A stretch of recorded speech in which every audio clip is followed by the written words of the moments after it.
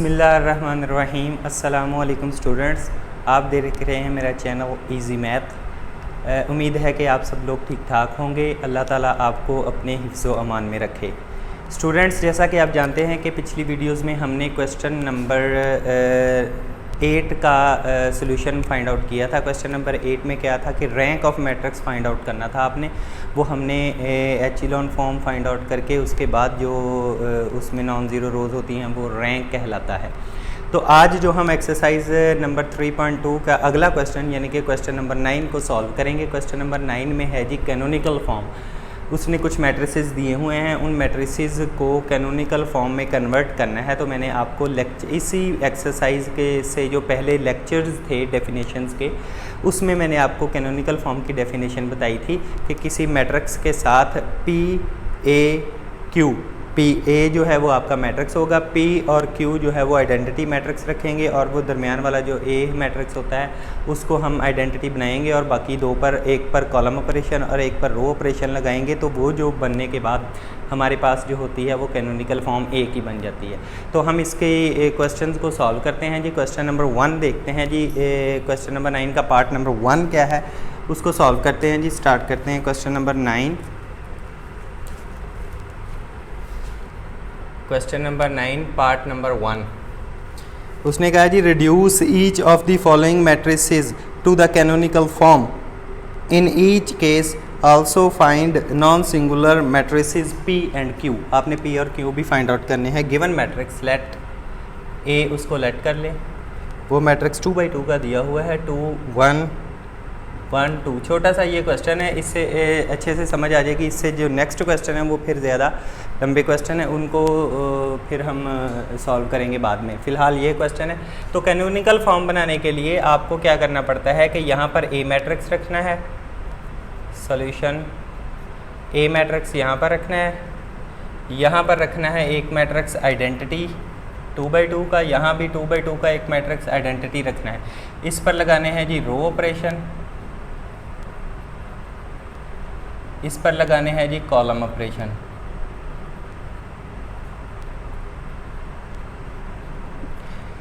ये हमारा मैट्रिक्स है जी जो ए उसने दिया हुआ है 1 2 2। अब यहाँ पर 2x2 का आइडेंटिटी क्यों रखा और यहाँ भी 2x2 का आइडेंटिटी क्यों रखा? उसकी वजह यह है कि आपने ए में देखना है कि नंबर ऑफ़ रोज़ कितनी है। नंबर ऑफ़ रोज़ 2 हैं तो 2x2 का रो ऑपरेशन के लिए मैट्रिक्स रखेंगे, और कॉलम्स की तादाद 2 है तो इसका मतलब है यहाँ भी I2 आएगा। जितने कॉलम्स होते हैं उतना I, यानी कि अगर 3 कॉलम्स हैं तो I3 रखेंगे कॉलम के लिए, अगर 2 रोज़ या 3 रोज़ हैं तो I3 रखेंगे रोज़ के लिए। तो अब हम इसको एचिलॉन या रिड्यूस एचिलॉन फॉर्म बनाने की ट्राई करेंगे इसकी। तो इस पर रो ऑपरेशन सबसे पहले यहाँ पर 1 चाहिए। 1 याद रखें, मैंने आपको उधर एग्जांपल में भी लेक्चर्स में बताया हुआ कि अगर हम रो ऑपरेशन लगाएंगे तो वो इसके साथ कॉरस्पॉन्ड होगा, यानी कि इसके साथ रो ऑपरेशन इस पर लगेगा, इसको नहीं छेड़ेंगे। अगर कॉलम ऑपरेशन लगा रहे हैं तो इसके साथ कॉलम ऑपरेशन इस पर लगेगा, फिर इसको नहीं छेड़ेंगे। तो इसीलिए उनके ऊपर मैंने ये इंडिकेट किया हुआ है कि एक पर कॉलम ऑपरेशन लगेगा, एक पर रो ऑपरेशन लगेगा। सब कुछ इस पर तो साथ की साथ लगेगा ही। अच्छा जी, रो ऑपरेशन लगाएंगे जी, इनकी जगह को चेंज करेंगे बाय R1 2, R1 और 2 की जगह को चेंज करेंगे। इसी के साथ इस पर भी रो ऑपरेशन लग जाएगा 0 1 1 0। ठीक है जी। तो ये इस पर ये एज इट इज़ आ जाएगा हमारे पास, क्योंकि इस पर कॉलम ऑपरेशन नहीं लगाना हमने। नाउ इस 1 की मदद से नीचे वाला 0 बनाएंगे और राइट हैंड पर भी 2 को 0 बनाएंगे। पहले रो ऑपरेशन लगाएंगे, नीचे वाला 0 बन जाएगा, फिर इसी की मदद से कॉलम ऑपरेशन लगाएंगे तो ये वाला 0 बन जाएगा। तो पहले रो ऑपरेशन लगाते हैं।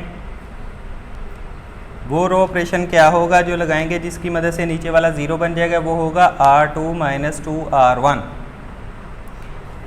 तो क्योंकि रो ऑपरेशन लगा रहे हैं तो ये वाला तो as it is column operation वाला आइडेंटिटी वैसे ही रहेगा।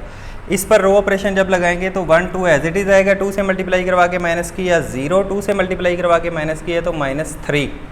इसी तरह 2 से मल्टीप्लाई करवा के माइनस, ये ऊपर वाली रो तो वैसे ही आएगी 0 1, 2 से मल्टीप्लाई करवा के माइनस किया एज इट इज़, 2 से मल्टीप्लाई करवा के माइनस किया तो -2। अब इस 1 की मदद से ये वाला 0 बनाएंगे तो कॉलम ऑपरेशन लगाएंगे तो ये इधर लिखेंगे C equivalent, column equivalent.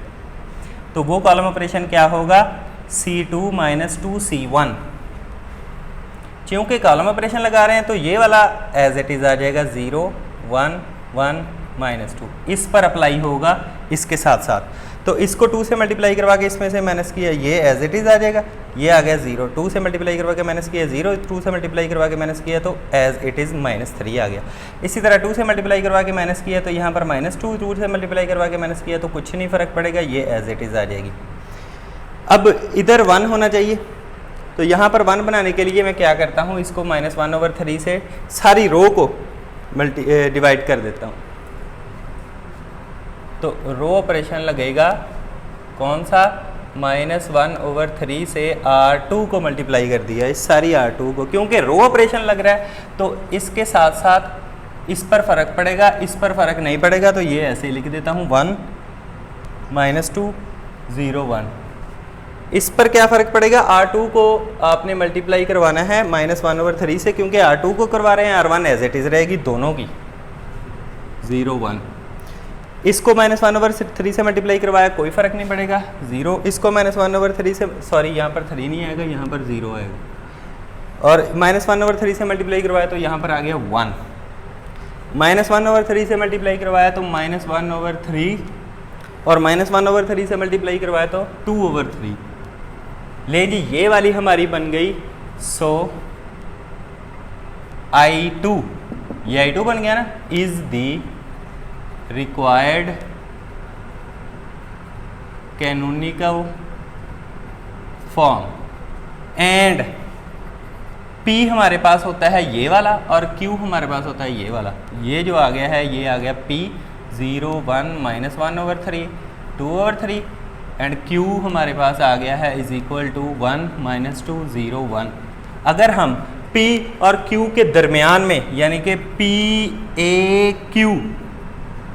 PAQ ए हमारे पास क्या आया, ये P A और Q, हम इस तरह करें, P को इधर, Q को A को इधर और Q को इधर करके मल्टीप्लाई करेंगे तो दोबारा आइडेंटिटी यही कैनोनिकल फॉर्म हमारी आ जाएगी, जो हमने रो ऑपरेशन और कॉलम ऑपरेशन लगा के ये बनाई थी, यही कैनोनिकल फॉर्म आ जाएगी। आप इसको मल्टीप्लाई करके जब देखें ना, ये आप पर छोड़ा हूँ वेरिफिकेशन आपने खुद करनी है। 2 1 1 2 और ये 1 -2 0 1। अगर तीनों को मल्टीप्लाई करवाएं तो वापस यही कैनोनिकल फॉर्म हमारी आ जाएगी जो हमने रो ऑपरेशन और कॉलम ऑपरेशन लगा के बनाई है। ये था क्वेश्चन का पार्ट नंबर 1। अब मैं पार्ट नंबर 3 करने जा रहा हूँ, जो कि थोड़ा सा लेंथी है, ताकि आपको मुश्किल क्वेश्चन की भी थोड़ी सी समझ आ जाए। पार्ट नंबर 3 में क्या है जी, 3 रोज एंड 3 कॉलम्स हैं। क्योंकि जितने कॉलम्स होते हैं आपने उतनी कॉलम ऑपरेशन वाले में आइडेंटिटी रखना है, और जितने रोज़ होती हैं उतने ही आपने रोज़ ऑपरेशन वाले में आइडेंटिटी उतना रखना है। तो ये क्वेश्चन है, क्या क्वेश्चन है जी, क्वेश्चन नंबर 9 पार्ट नंबर 3।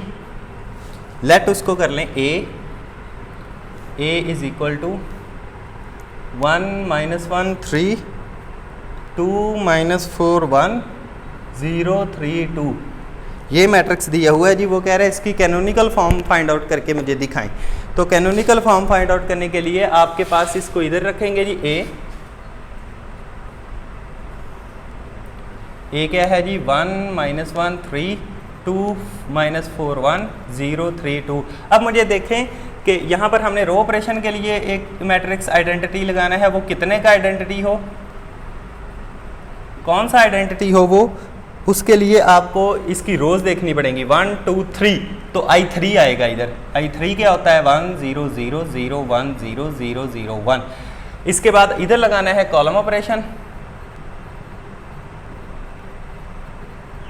तो उसके लिए कौन सा आइडेंटिटी आएगा, इसके कॉलम देखने पड़ेंगे। तो कितने कॉलम है, 1 2 3, तो इधर भी I3 आएगा। 1 0 0 0 1 0 और 0 0 1। अब इन पर लगाएंगे रो और कॉलम ऑपरेशन। कैसे लगाएंगे कि इसको रिड्यूस एचिलॉन फॉर्म या आइडेंटिटी बनाने की ट्राई करेंगे। रिड्यूस एचिलॉन फॉर्म या आइडेंटिटी कैसे बनेगा, इसको आइडेंटिटी बनाते हैं जी। आइडेंटिटी कैसे बनेगा जी, पहले तो इस 1 की मदद से ये नीचे वाले जीरो करेंगे, फिर इस 1 की मदद से ये राइट हैंड साइड वाले जीरो करेंगे। जब नीचे वाले जीरो करेंगे तो रो ऑपरेशन लगेगा, जब राइट हैंड साइड वाले जीरो करेंगे तो कॉलम ऑपरेशन लगेगा। तो पहले रो ऑपरेशन से हम नीचे वाला एक जो है उसको, ये 2 इसको जीरो बना लेंगे, नीचे वाला तो जीरो बनाया हुआ है, तो इसके पर कॉलम ऑपरेशन कौन सा लगेगा, सॉरी रो ऑपरेशन कौन सा लगेगा, बाय R2 - 2R1।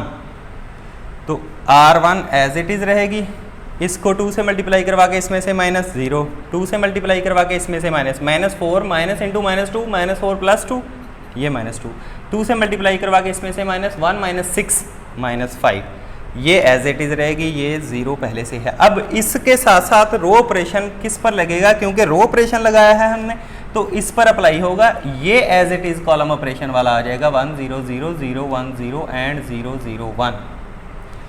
इस पर कौन सा लगेगा जी, 2 से मल्टीप्लाई करवा के इसमें से माइनस, ये देखें ना 2 से मल्टीप्लाई R1 को और R2 में से माइनस, तो R1 तो एज इट इज़ आ जाएगी, 2 से मल्टीप्लाई करवा के इसमें से -2 एज इट इज़ और एज इट इज़, ये R3 भी एज इट इज़ आ जाएगी। अब इस 1 की मदद से राइट हैंड साइड वाले दोनों जीरो बनाने हैं, तो उसके लिए लगाएंगे कॉलम ऑपरेशन। कौन सा कॉलम ऑपरेशन लगाएंगे वो मैं नीचे लिखता हूँ। अब यहाँ पर आपको गैस हो जाना चाहिए कि क्योंकि कॉलम ऑपरेशन लगा रहे हैं तो कौन, इन दोनों में से कौन सा वाला मैट्रिक्स एज इट इज़ आ जाएगा, रो ऑपरेशन वाला लगेगा कॉलम ऑपरेशन किस किस पर, इन दोनों पर। क्लियर। अब ऑपरेशन लगाएंगे कौन सा, C2 + C1 और दूसरा ऑपरेशन कौन सा होगा, C3 - 3C1। इसको वैसे ही इसमें प्लस कर देंगे और इसको 3 से मल्टीप्लाई करवा के इसमें से माइनस कर देंगे, ये देखें। तो इसके ये क्योंकि C1 में कोई फ़र्क नहीं पड़ेगा, 1 0 0 एज इट इज़ आ जाएगा। वैसे इसमें से प्लस किया 0, वैसे इसमें से प्लस किया -2, वैसे इसमें प्लस किया तो 3।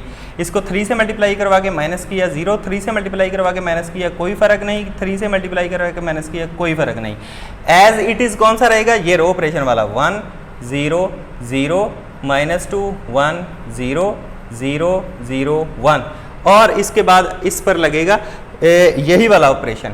तो C1 तो एज इट इज़ आ जाएगा, C2 पर क्या ऑपरेशन लगा, ये वैसे इसमें प्लस करा देना है 1, ये वैसे इसमें प्लस करा देना है 1, ये वैसे इसमें प्लस करा दिया 0। 3 से मल्टीप्लाई करवा के माइनस करवाया -3, 3 से मल्टीप्लाई करवाया कोई फ़र्क नहीं, 3 से कोई फ़र्क नहीं 1। नाउ अगला ऑपरेशन इस तरह लगाना है कि ये वाली चीज़ जो है वो 1 बन जाए। या तो दो ऑप्शंस हैं हमारे पास, या तो हम इसको सारी रो को 2 से डिवाइड करवा देते हैं तो ये 1 बन सकता है, या फिर और एक ऑप्शन है कि इसको इसके साथ इसको वैसे इसमें प्लस कर देते हैं तो भी 1 बन सकता है। तो इसका दूसरा जो ऑप्शन है वो मैं ज़्यादा प्रेफर करूँगा। मैंने आपको बताया था फ्रैक्शंस में ना आ जाएं, तो इसमें ये रो ऑपरेशन लगेगा। क्या लगेगा जी रो ऑपरेशन, वो मैं बताता हूँ। ये मैट्रिक्स इनमें से आपको पता है कि कौन सा सेम रहेगा, ये वाला, क्योंकि हम रो ऑपरेशन लगा रहे हैं। 1 1 -3 0 1 0 और 0 0 1, ये तो एज इट इज़ रहेगा क्योंकि रो ऑपरेशन लगा रहे हैं। रो ऑपरेशन इन दोनों पर लगेगा। रो ऑपरेशन कौन सा लगाएंगे, ये वाला वैसे ही इसमें प्लस कर देंगे, यानी कि R2 + R3, R2 में R3 को प्लस कर देना है, तो R1 तो ऐसे ही रहेगा ना, 1 0 0, इसका भी 1 0 0 एज इट इज़ रहेगा। इसको इसमें प्लस किया 0, इसको इसमें प्लस किया 1, इसको इसमें प्लस किया -3, इसको इसमें प्लस किया -2, इसको इसमें प्लस किया 1 और इसको इसमें प्लस किया 1, एज इट इज़ नीचे वाली 0 3 2 0 0 एंड 1। अब ये 1 आ गया। इस 1 की मदद से मुझे नीचे वाला भी 0 चाहिए, राइट हैंड साइड वाला भी 0 चाहिए, तो मैं पहले नीचे वाला 0 बना देता हूँ रो ऑपरेशन लगा के। तो जब रो ऑपरेशन लगाएंगे तो इन दोनों में चेंज आएगा, तीसरे वाले कॉलम वाले में कोई चेंज नहीं आएगा, वो एज इट इज़ मैंने फिर से वैसे लिख दिया। तो रो ऑपरेशन कौन सा लगाएंगे, 3 से मल्टीप्लाई करवा के इसमें से माइनस, यानी कि R3 - 3 R2, R1 तो एज इट इज़ रहेगी, इसको R2 भी एज इट इज़ रहेगी, फ़र्क तो 3 में पड़ना है, -2 1 1। 3 से मल्टीप्लाई करवा के किया 0, 3 से मल्टीप्लाई करवा के माइनस किया 0, 3 से मल्टीप्लाई करवा के माइनस किया -2 माइनस इंटू -9, -2 + 9 11, सॉरी 2 + 9 11, इसी तरह 3 से मल्टीप्लाई करवा के माइनस किया तो 3 2 जार 6 प्लस 6 हो गया। तो 3 से मल्टीप्लाई करवा के माइनस किया -3, 3 से मल्टीप्लाई करवा के माइनस किया -2। लें जी, अब इस 1 की मदद से ये राइट हैंड साइड वाला ज़ीरो बनाना चाहता हूँ मैं, तो उसके लिए कॉलम ऑपरेशन लगेगा।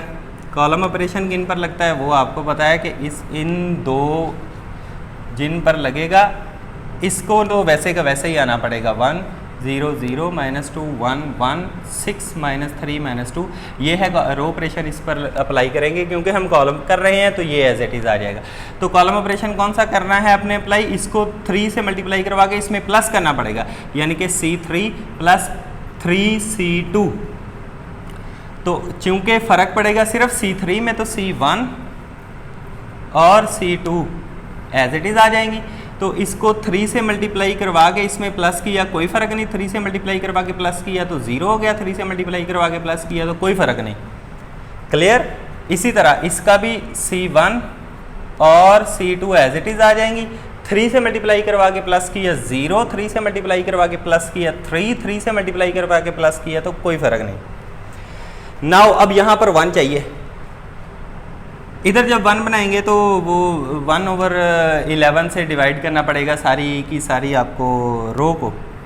तो R रो ऑपरेशन लगाने जा रहा हूँ, तो यहाँ पर क्या होगा 1/11 R3।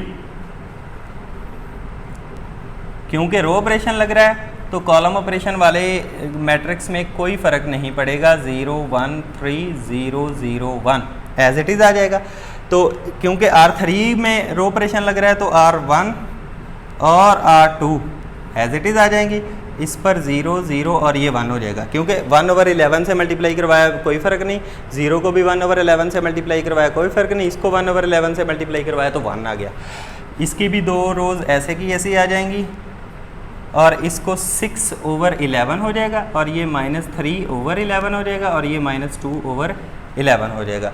अब इस 1 की मदद से मुझे ऊपर वाला 0 चाहिए, तो इधर से मैं कुछ अरेज कर देता हूँ शुरू से।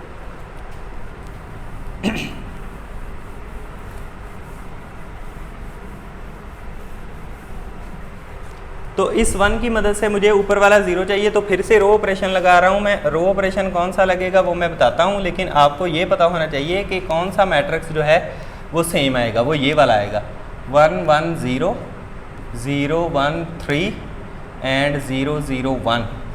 इस पर लगेगा रो ऑपरेशन कौन सा, R1 माइनस R3।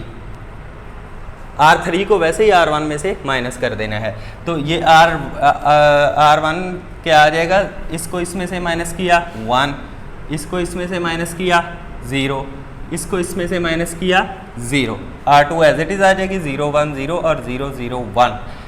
सिमिलरली इसको इसमें से 1 में से 6/11 माइनस करना है, 1 में से 6/11 माइनस करना है, तो 11 - 6/11 मतलब 5/11 आंसर आ गया। तो इधर आएगा 5/11।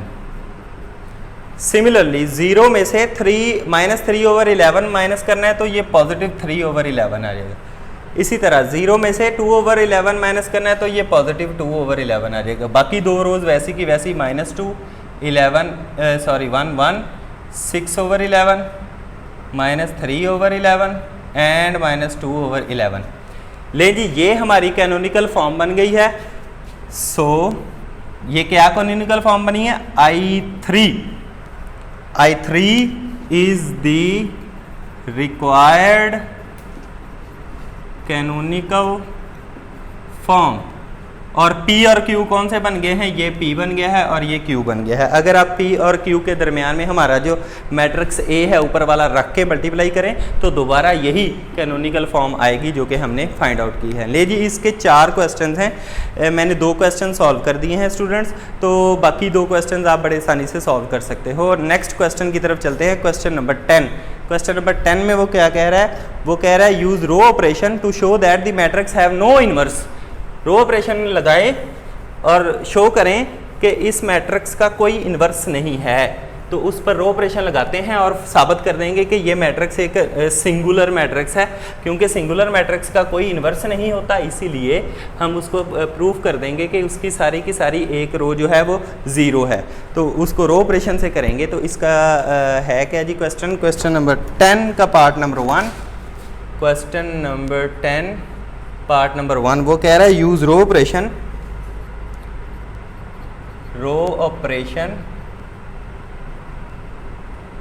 to show that A is equal to matrix दिया हुआ है कौन सा जी 1 2 -3 1 -2 1 5 -2 -3 ये मैट्रिक्स है हैज़ नो इन्वर्स। वो कह रहा है इसका इन्वर्स नहीं है, ये प्रूफ करें। तो हम रो ऑपरेशन लगाते हैं, अभी ऑपरेशन लगा के इसको प्रूव कर देते हैं कि ये एक सिंगुलर मैट्रिक्स है। तो सबसे पहले तो ये हो गया A 1 2 -3 सोल्यूशन है जी 1 -2 1 एंड 5 -2 -3 इस पर लगाएंगे रो ऑपरेशन और इसको रो ऑपरेशन से आइडेंटिटी बनाने की ट्राई करेंगे। देखेंगे कि ये आइडेंटिटी बनता भी है। अगर ये आइडेंटिटी बन जाता है तो इट मीन्स दैट इसका इन्वर्स हमारे पास निकल सकता है। अगर ये आइडेंटिटी नहीं बनता तो इट मीन्स दैट ये सिंगुलर मैट्रिक्स है, इसका इन्वर्स फाइंड आउट नहीं कर सकते हम। तो आइडेंटिटी बनाने के लिए आपको पता है इस 1 की मदद से नीचे वाले दोनों ज़ीरो करने हैं। तो ये देखें R2 - R1 and R3 - 5 R1 ये वाला रो ऑपरेशन लगेगा। 1 2 -3 एज इट इज़ रहेगा, वैसे माइनस किया 0, इसको इसमें से -2 में से -2 किया तो -4, इसको इसमें से माइनस किया -1 +3 4 5 से मल्टीप्लाई करवा के माइनस किया 0, 5 से मल्टीप्लाई करवा के माइनस किया -12, 5 से मल्टीप्लाई करवा के माइनस किया तो ये 12। ठीक है जी। अब अगला हम रो ऑपरेशन हमें पता है कि क्या होता है कि इसको हमने क्या करना होता है 1 बनाना होता है। तो 1 बनाने के लिए सिंपली इसको हम -1/4 से डिवाइड कर देंगे। तो डिवाइड करने से हमें 1 मिल जाएगा आसानी से। -1/4 R2 तो 1 2 -3 इसको 1/4 से डिवाइड करवाया 0, इसको करवाया तो 1, इसको करवाया तो -1। सिमिलरली ये एज इट इज़ -12 और 12। अगला रो ऑपरेशन क्या लगाते हैं कि इस 1 की मदद से नीचे और ऊपर वाले 0 बनाने होते हैं। मैं नीचे वाला 0 बनाने की कोशिश करता हूँ पहले। तो नीचे वाला जब 0 बनाऊंगा तो मुझे R3 + 12 R2 वाला ऑपरेशन लगाना पड़ेगा। R1 एज इट इज़ आ जाएगी, इसको 12 से ये R2 भी एज इट इज़ आ जाएगी, इसको 12 से मल्टीप्लाई करवा के इसमें प्लस करवाया 0, 12 से मल्टीप्लाई करवा के इसमें प्लस करवाया 0, 12 से मल्टीप्लाई करवा के इसमें प्लस करवाया 0। ये अगर आप देखें तो नीचे वाली एक सारी की सारी रो 0 आ गई है। It means that this implies A is singular matrix. क्योंकि एक सारी की सारी रो 0 है, ये आइडेंटिटी बन ही नहीं सकता। सो A हैज़ नो इन्वर्स, ए का इन्वर्स नहीं है। ये हमने प्रूफ कर दिया। ये था इसका जी फर्स्ट पार्ट। अब इसके सेकंड पार्ट की तरफ चलते हैं जी। सेकंड पार्ट क्या है, वो कह रहा है कि उसने 2 मैट्रिक्स दिए हुए हैं, ए इन्वर्स और बी इन्वर्स दोनों दिए हुए हैं। वो कह रहा है फाइंड आउट करें ए बी का इन्वर्स, यानी कि ए इन्वर्स और बी इन्वर्स अगर उसने दिए हैं तो ए बी का इन्वर्स फाइंड आउट करते हैं। ये देखें जी, इसका सेकंड पार्ट है given that A inverse is equal to, वो क्या दिया हुआ है जी 1 3 0 0 1 1 1 -1 4। ये A इन्वर्स दिया है और B इन्वर्स भी साथ दिया हुआ है उसने। वो क्या है जी 2 1 1 0 0 -2 एंड 1 1 -1 ये दिए हुए हैं जी A इन्वर्स और B इन्वर्स। वो कह रहा है ये फाइंड आउट करें, ए बी का इन्वर्स आपने फाइंड आउट करना है। यहाँ पर एक रूल लगेगा। वो रूल क्या है जी, उस रूल में ये है जी we know that, solution start कर देते हैं जी। मैं आपको यहाँ बताता हूँ। वी नो दैट कि ए बी का इन्वर्स इज इक्वल टू होता है B inverse multiplied by A inverse. ये रूल्स थे, हमने पढ़ा था कि ए बी का इन्वर्स, दो चीज़ों की मल्टीप्लिकेशन का इन्वर्स हो तो बाद वाले का इन्वर्स पहले और पहले वाले का इन्वर्स बाद में। तो ये दोनों वैल्यूज़ तो हमें दी हुई हैं, बी का इन्वर्स भी दिया हुआ है मल्टीप्लाइड बाय ए का इन्वर्स भी दिया हुआ है। बी का इन्वर्स क्या दिया हुआ है जी, 2 1 1 0 0 -2 और 1 1 -1, और इसी तरह इधर रखेंगे ए का इन्वर्स 0 1 1 और 1 -1 4, इनको कर देंगे मल्टीप्लाई। जो मल्टीप्लाई करवाने के बाद हमारे पास आंसर आएगा वही हमारा ए बी का इन्वर्स आएगा। तो इनको मल्टीप्लाई करवाते हैं जी, 2 1 2 plus 0 plus 1, 6 plus 1 -1, 0 plus 1 plus 4, second row 0 plus 0 -2, 0 plus 0 plus 2, 0 plus 0 -8, similarly 1 plus 0 -1, 3 plus 1 plus 1, 0 plus 1 -4। ले जी, मल्टीप्लाई करना तो आपको आता है कि इस रो को इस रो के साथ, फिर इस रो को इस कॉलम के साथ, फिर इस रो को इस कॉलम के साथ, सेकंड को थर्ड को।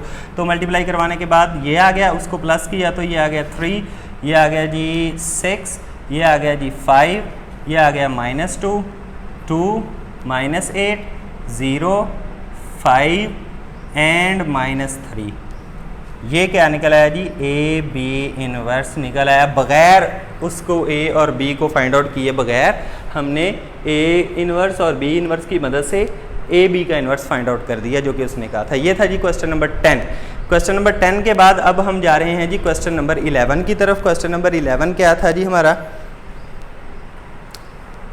क्वेश्चन नंबर 11 में डेफिनेशन दी हुई है एक इनर प्रोडक्ट की।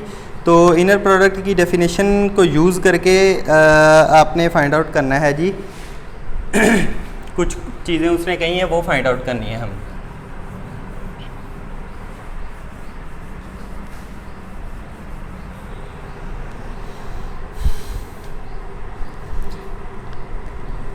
जी, तो वो कह रहा है लेट एक्स एक मैट्रिक्स दिया हुआ है कुछ इस तरह का, x is equal to x1 x2 up to xn। Similarly y एक मैट्रिक्स दिया हुआ है, वो क्या है जी, y1 y2 up to yn। ठीक है जी, ये दोनों n/1 के मैट्रिसेस हैं। तो इनर प्रोडक्ट उसने दी हुई है, inner and the outer product, right the inner and the outer product of x and y। अच्छा जी, वो कह रहा है कि पार्ट नंबर 1 में इसमें कह रहा है कि इनर प्रोडक्ट x और y की फाइंड आउट करें। वो क्या है जी, x ट्रांसपोज इनटू y, ये फाइंड आउट करना है। तो x का ट्रांसपोज क्या होगा, क्योंकि ये इसकी सारी कॉलम को रोज में चेंज कर देना, तो x का ट्रांसपोज हो जाएगा x1 x2 up to xn, और साथ इसके लिख देना है y। वो क्या है जी, ये वाला y1 y2 up to yn। तो इसको जब मल्टीप्लाई करवाएंगे तो मल्टीप्लाई करवाने के बाद क्योंकि ये एक ही रो है और एक ही कॉलम है, तो एक ही रो ने एक कॉलम से मल्टीप्लाई हो जाना है। तो इस एलिमेंट ने इस एलिमेंट के साथ, x1 y1 अगले ने अगले के साथ, x2 y2 plus x3 y3 plus up to so on xn yn। ये बन गया जी एक 1/1 का मैट्रिक्स। ये एक ही एलिमेंट बन गया जो कि हमने फाइंड आउट कर दिया x की इनर प्रोडक्ट y के साथ। ठीक है जी, ये उसने कहा था कि इसको इनर प्रोडक्ट कहते हैं x की, और इसके बाद हमने करना है जी show that the inner product of x and y is equal to the inner product of y and x। अच्छा, नाउ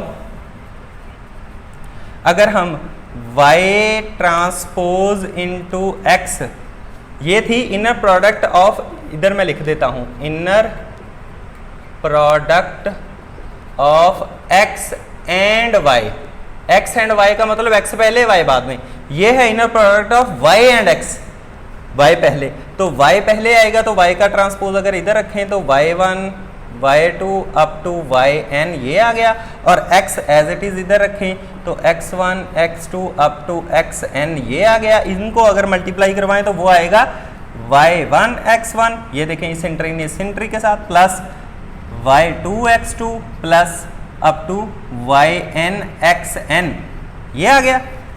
इसको अगर हम, क्योंकि हर एंट्री y1 x1 है, इसको चेंज भी तो कर सकते हैं कम्यूटेटिव लॉ ऑफ मल्टीप्लिकेशन के मुताबिक, कि दो अगर नंबर मल्टीप्लाई हो रहे हैं ए बी और वो उल्ट के बी ए भी हो सकते हैं। तो इसको अगर मैं चेंज करूं तो वो आ जाना है x1 y1, हर एंट्री को चेंज कर दूं तो x2 y2 plus up to xn yn।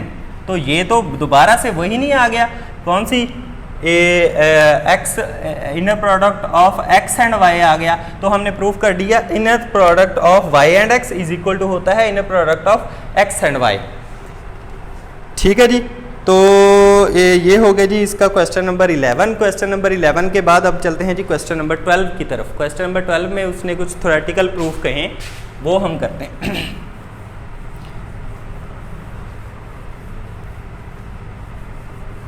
Question number 12 में क्या कह रहा है जी वो? क्वेश्चन नंबर 12 में है कि let A B are idempotent. Question number 12, let A and B are idempotent. Idempotent का मतलब क्या होता है कि ए का स्क्वायर भी इज इक्वल टू ए है और बी का स्क्वायर भी इज इक्वल टू बी है। एडम्पोटेंट की ये डेफिनेशन होती है कि एडम्पोटेंट मैट्रिक्स वो कोई मैट्रिक्स एडम्पोटेंट तब होता है जब वो उसका स्क्वायर उसी के इक्वल आ जाए दोबारा, तो वो एडम्पोटेंट होता है। ठीक है जी, आपने क्या शो करना है? नंबर 1 आपने ये शो करना है if A B is equal to B A हो, ये भी एक चीज दी हुई है, then A B is idempotent, A B भी आइडेम्पोटेंट होगा। ये भी चीज हमें उसने दी हुई है, ये भी चीज उसने दी हुई है। अच्छा जी, नाउ ए बी अगर आइडेम्पोटेंट है तो it means that A B का square is equal to A B के ही आना चाहिए, तब हम कहेंगे कि ए बी आइडेम्पोटेंट है। तो हम ए बी का स्क्वायर लेके देखते हैं। ए बी का स्क्वायर वो कैसे लेते हैं? ए बी का स्क्वायर वैसे अगर लें तो इसका मतलब ये नहीं होता ए बी को ए बी के साथ मल्टीप्लाई करवा देना, यही होता है ना। तो इसको एसोसिएटिव लॉ के मुताबिक मैं अगर ए इंटू बी ऐसे लिख सकता हूँ, दरमियान वाले दो को ब्रैकेट्स में कर सकता हूँ। अब क्योंकि बी ए किसके इक्वल है? ए बी के।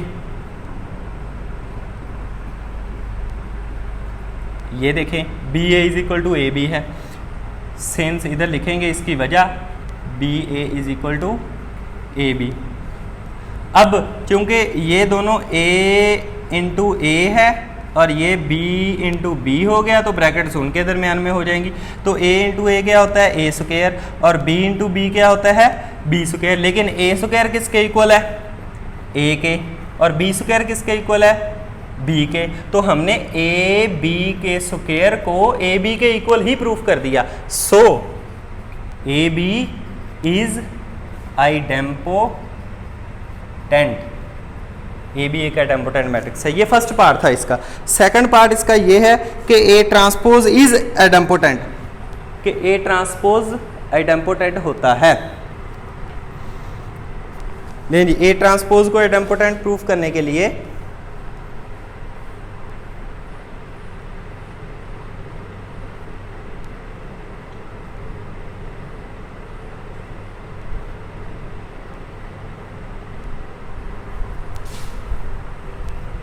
हाँ जी, second part, show that A transpose is idempotent. ठीक है जी, A transpose is idempotent and so A. तो ए ट्रांसपोज को आइडेम्पोटेंट साबित करने के लिए क्या करेंगे जी? ए ट्रांसपोज का स्क्वायर लेंगे।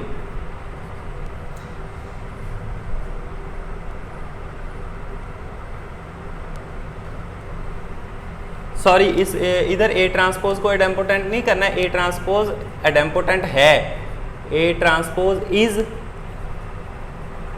एडेम्पोटेंट हो तो फिर ए को एडेम्पोटेंट प्रूव करना है। सो ए इज एडेम्पोटेंट, ए ट्रांसपोज एडेम्पोटेंट है, इट मीन्स दैट ए का ट्रांसपोज का स्क्वायर लेंगे तो ए ट्रांसपोज के इक्वल आएगा। ये तो हमें पता है, ये उसने दिया हुआ है। हमने प्रूफ किसको करना है, ए ट्रांसपोज ए को एडेम्पोटेंट प्रूव करना है। तो ए को एडेम्पोटेंट प्रूव करने के लिए ए का स्क्वायर लेंगे, ए का square is equal to A into A is equal to किसके आ जाएगा, ये वाले ए को मैं ऐसे लिख सकता हूँ, ए ट्रांसपोज का ट्रांसपोज, और इसी तरह इस ए को भी ऐसे लिख सकता हूँ, ए ट्रांसपोज का ट्रांसपोज, क्योंकि ट्रांसपोज का ट्रांसपोज ए के ही इक्वल होता है। तो अब चूंकि ए ट्रांसपोज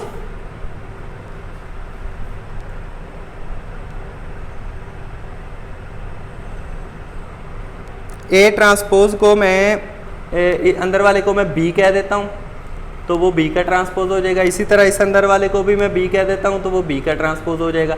तो ये बी इंटू बी सारे का ट्रांसपोज हो जाएगा, तो ये बी स्क्वायर का ट्रांसपोज हो गया।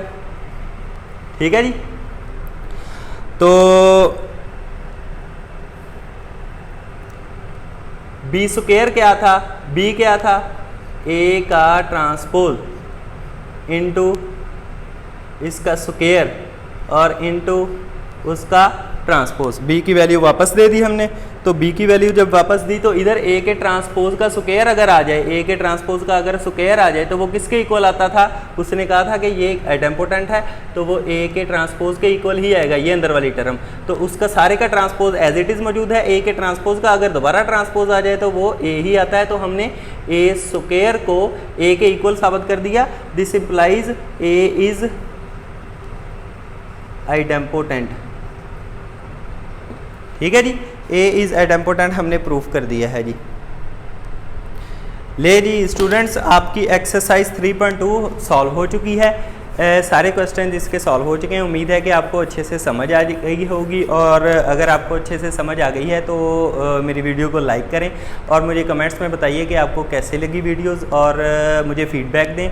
अगर कोई चीज़ आपको समझ नहीं है तो कमेंट्स में बताएं, मैं इंशाल्लाह ट्राई करूँगा कि आपको वो समझाऊँ, दोबारा से समझाऊँ। और मेरे चैनल को सब्सक्राइब कीजिए। जो स्टूडेंट्स अभी नए हैं तो उनको कहूँगा कि वो मेरे चैनल को सब्सक्राइब करें और मेरी वीडियो को लाइक करें, ताकि आपको अच्छी अच्छी वीडियोस और भी मिल सकें। नेक्स्ट चैप्टर के लिए आपको इंतज़ार करना पड़ेगा, तो नेक्स्ट वीडियो आपको इंशाल्लाह जल्दी ही मिल जाएगी। इंशाल्लाह स्टार्ट करेंगे नेक्स्ट चैप्टर नंबर 4। तो तब तक के लिए अल्लाह हाफिज़।